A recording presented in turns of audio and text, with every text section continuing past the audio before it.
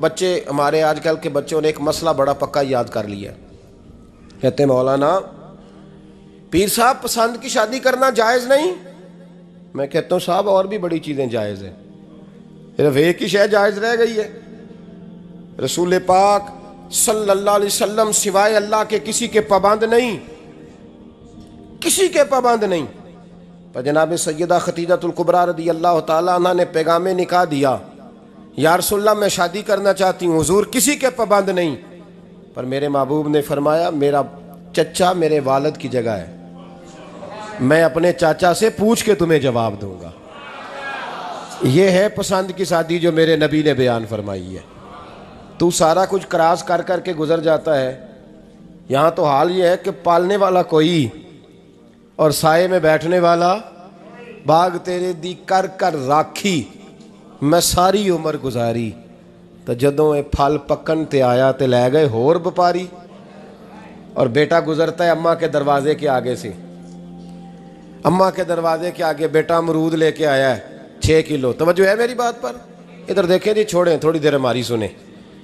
वो अमरूद लेके आया 5-6 किलो, तो अम्मा के दरवाजे के करीब से गुजर गया रात को।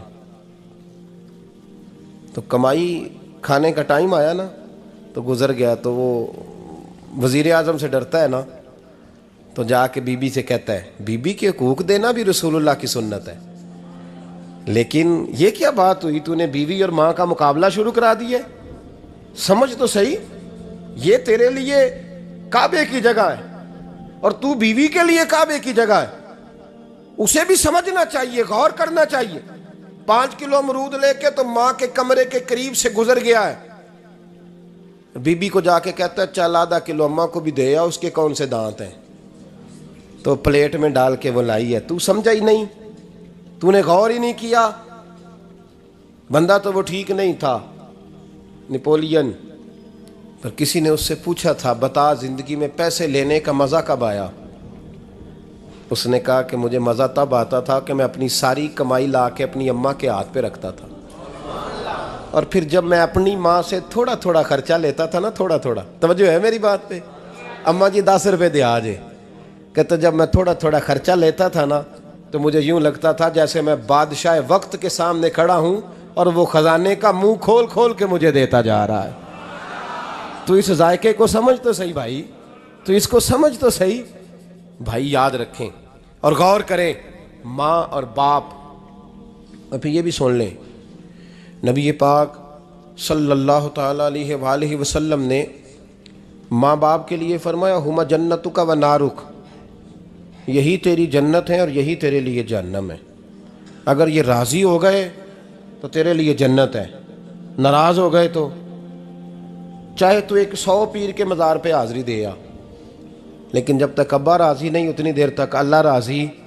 ये हदीस पाक है, हुज़ूर ने फरमाया जिसके वालिद राज़ी उसका अल्लाह राज़ी, और जिसका बाप नाराज़ उसका अल्लाह। हाँ बेशक, अब ये हदीस है ना, तो सारे वली एक तरफ बैठ जाएं, कहें या अल्लाह बख्श दे मुरीद को, लेकिन अगर अब्बा कहे या अल्लाह ना माफ़ करना, तो अल्लाह उन औलिया की नहीं मानता, वालिद की मानता है। इसलिए बुल्ले शाह आसमानी उड्दियाँ पढ़ना है, जेड़ा घर बैठा उन्होंने पढ़िया ही नहीं। भाई याद रखो, माँ बाप से प्यार करो, इनकी खिदमत करो, इनके पास बैठा करो, और माँ बाप को टाइम दें, वक़्त दें, चंद घड़ियाँ उनके पास बैठें। आप यकीन करें अब्बा जी से आप मशवरा कर लें, सिर्फ मशवरा, मर्जी बेशक अपनी करें, लेकिन उस मशवरे में आपको इतना साया मिलेगा कि ज़िंदगी में कभी नाकामी नहीं होगी। पर असी सज्जन दी मन्नी अब्बे दी नहीं मन्नी। तो फटे पे जो नलायक हमारी तरह का बैठा है उससे मशवरा लेना है, वालिद से नहीं लेना। बाप के पास बैठें, उससे मशवरा लें। मेरे अब्बा जी किसान थे। मैंने अपनी ज़िंदगी में ढेरों चीज़ें अपने बाप से सीखी हैं, दर्जनों चीज़ें सीखी हैं। मेरे वालिद बड़े खुददार थे, मिजाज में अजीब सी खुददारी थी। कोई बंदा कभी हाल पूछ लेता था ना कि हालात किस तरह के हैं, तो फरमाते थे भाई अगर बताना हुआ तो अपने अल्लाह को बताऊंगा। अल्हम्दुलिल्लाह बड़ा फजल है, मैंने उनके हाथों पे हमेशा छाले देखे, हमेशा छाले, लेकिन उनका हाथ कभी किसी दुनियादार के सामने फैलता हुआ नहीं देखा। लोग मुझे कहते हैं आप किस पीर साहब के साहबजादे हैं, तो मैं कहता हूँ मैं उस पीर का साहबजादा हूँ जिसने मेहनत करके हलाल की कमाई खाई सारी ज़िंदगी। ये लोग पीर नहीं होते, ये मुर्शिद नहीं होते। और मैंने दर्जनों चीज़ें सीखी उनसे। तो सीखने तो बैठ, तुझे हज़ारों चीज़ें मिलेंगी। भाई अपनी ज़िंदगी में माँ बाप की तरफ देखो, सबसे ज़रूरी काम है इन्हें वक़्त दो। अम्मा के ओ भाई बड़ा मुश्किल है दुनियादारों से तारीफ़ कराना, तो अम्मा दे कोल ते एवं 2 मिनट राती बईए ना आखी अम्मा पैर कटे ना रजाई चो तेरे घुट छड़ा, तो अम्मा कहती जा मेरा पुत्र थकिया आया तू सो जाके, मैं कदों काम लगी सा, मैं कदों हल वान डई सा, जा सो जा जाके। बस ये कार्रवाई है। तूने 2 मिनट के लिए कह दिया, सवेरे पूरे महल्ले में तेरी अम्मा कहेगी अल्लाह मेरे पुत्र वर्गा पुत्र सारिਆਂ ਨੂੰ दे।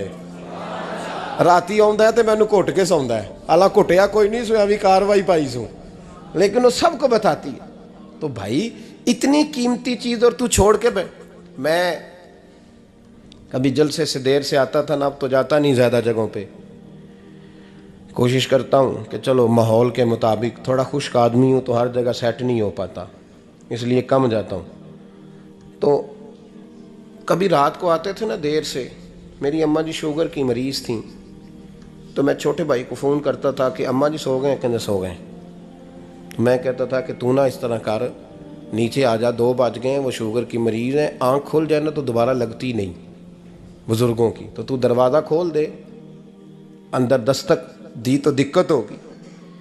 तो मैं जूते उतार के अंदर दाखिल होता था, तो पहला कदम रखता था तो मेरी अम्मा बोल पड़ती थी पुत्र आ गए, आ गए। ओ भाई तू इस दर्द को समझना, कोई तुझे मिलेगा, कोई मिलेगा तुझे ऐसा। अब मैं दूर दराज भी चला जाता हूँ, उनकी ज़िंदगी में नहीं जा पाया, कहते हमने नहीं जाना, घर में रहना है।